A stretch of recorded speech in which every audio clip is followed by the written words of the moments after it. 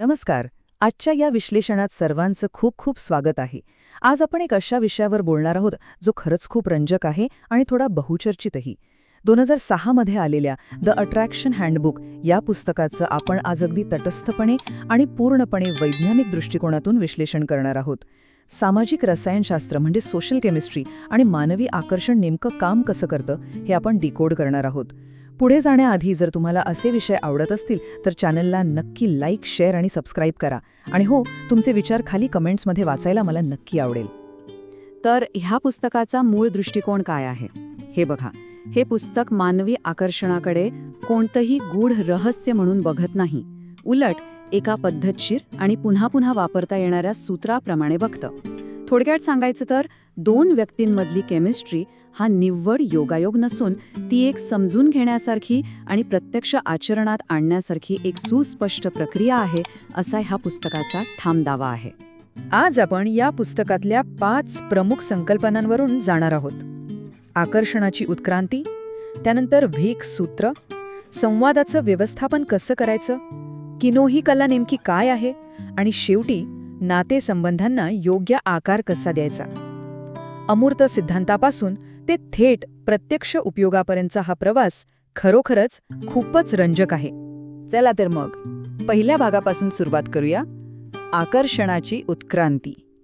इथे आपण आधुनिक डेटिंग आणि मानवी नातेसंबंधांकडे पाहण्याचा लेखकाचा दृष्टिकोन समजून घेणार आहोत. काळानुसार आपल्या निवडीचे निकष कसे बदलत गेलेत यावर इथे छान प्रकाश टाकलाय. पुस्तकात एक खूपच महत्त्वाचा विचार मांडलाय. गेल्या 200 वर्षात मानवीय लैंगिकतेमध्ये जेवढी उत्क्रांती झाली आहे तेवढी त्या आधीच्या 2000 वर्षांतही झाली नव्हती. आता आपल्याकडे निवडीसाठी अक्षरशः अमर्याद पर्याय उपलब्ध आहेत.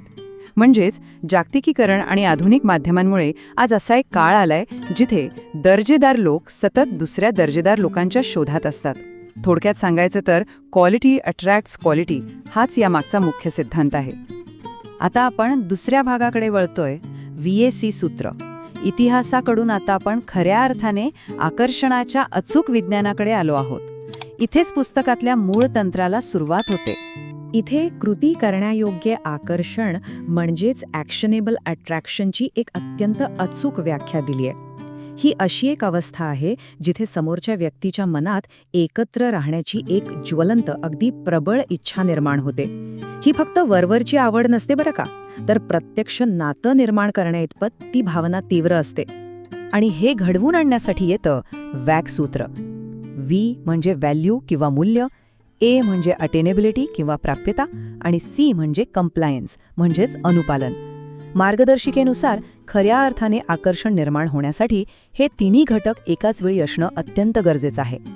यातला एक जरी घटक नसेल ना तर ती प्रबळ इच्छा कधीच निर्माण होऊ शकत नाही.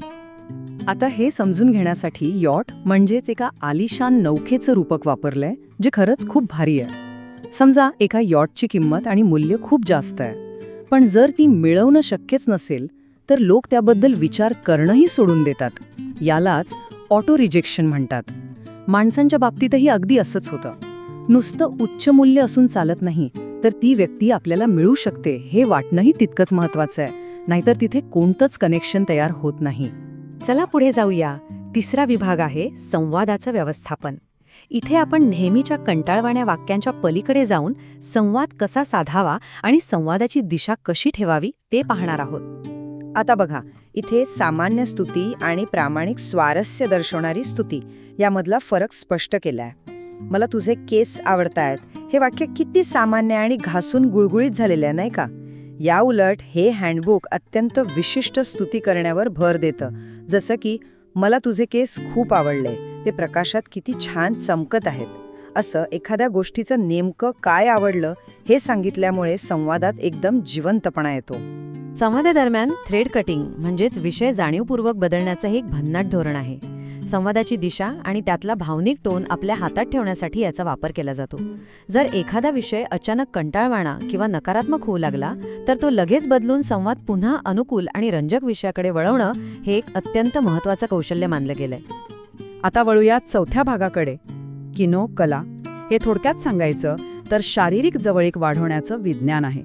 आपण या पद्धतीवर एक निरीक्षणात्मक दृष्टिकोन ठेवून चर्चा करूया. तर किनो म्हणजे नेमकं काय? किनो म्हणजे केमिस्ट्री निर्माण करण्यासाठी परस्पर संमतीने आणि नैसर्गिकरित्या होणारा शारीरिक स्पर्श. पण या हँडबुकचा एक अत्यंत कडक नियम आहे.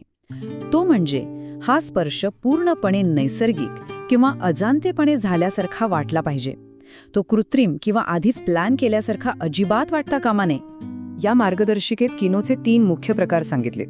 पहिला आहे खेळकर किंवा प्लेफुल स्पर्श, जो अगदी उत्स्फूर्त असतो. दुसरा म्हणजे प्रोटेक्टिव्ह किंवा संरक्षणात्मक स्पर्श, जसं की गर्दीतून चालताना पाठीवर हलकासा हात ठेवणं, ज्यामुळे एक सुरक्षिततेची भावना निर्माण होते.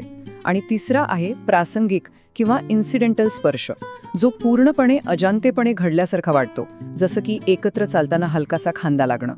यातला सर्वात महत्त्वाचा आणि सुवर्ण नियम म्हणजे स्पर्श करताना त्या क्रियेकडे कधीही बघू नये. हो, बरोबर ऐकलत.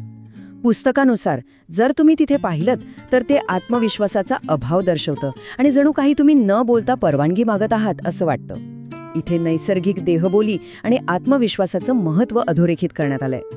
आता आपण अगदी शेवटच्या टप्प्यावर आलो आहोत, नातेसंबंधांना आकार देणं.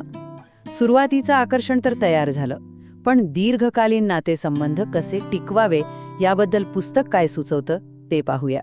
इथे मिंग राजवंशातील फुलदाणीचं एक रूपक वापरलंय, जे सुरुवातीची निवड किती महत्वाची असते हे उत्तम प्रकारे स्पष्ट करतं. नातेसंबंध हे मातीच्या भांड्यांसारखे असतात. एक उत्कृष्ट कारागीर खराब मातीतूनही चांगलं भांडं बनवू शकतो, पण तरीही तो तसा निर्णय घेणं शहाणपणाचं नसतं.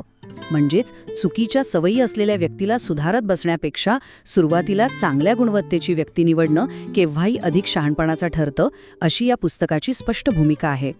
या मातीच्या भांड्याच्या रूपकाचे हे 3 सोपे आणि व्यावहारिक टप्पे आहेत. 1. सुरुवातीची निवड अतिशय काळजीपूर्वक करणं. 2. अगदी सुरुवातीच्या काळातच नात्याचा आणि संवादाचा टोन सेट करणं. आणि 3. एकदा का तो टोन सेट झाला की तो दीर्घकालीन वागणुकीत बदलून ते नातं भट्टीसारखं पक्क करणं. आणि हे बघा, हे एक अत्यंत प्रबळ मानसिक तंत्र आहे. एखाद्या व्यक्तीला ती जशी व्हावी असं वाटतं अगदी तशीच वागणूक देणं, याला व्हर्बल रिइन्फोर्समेंट म्हणतात.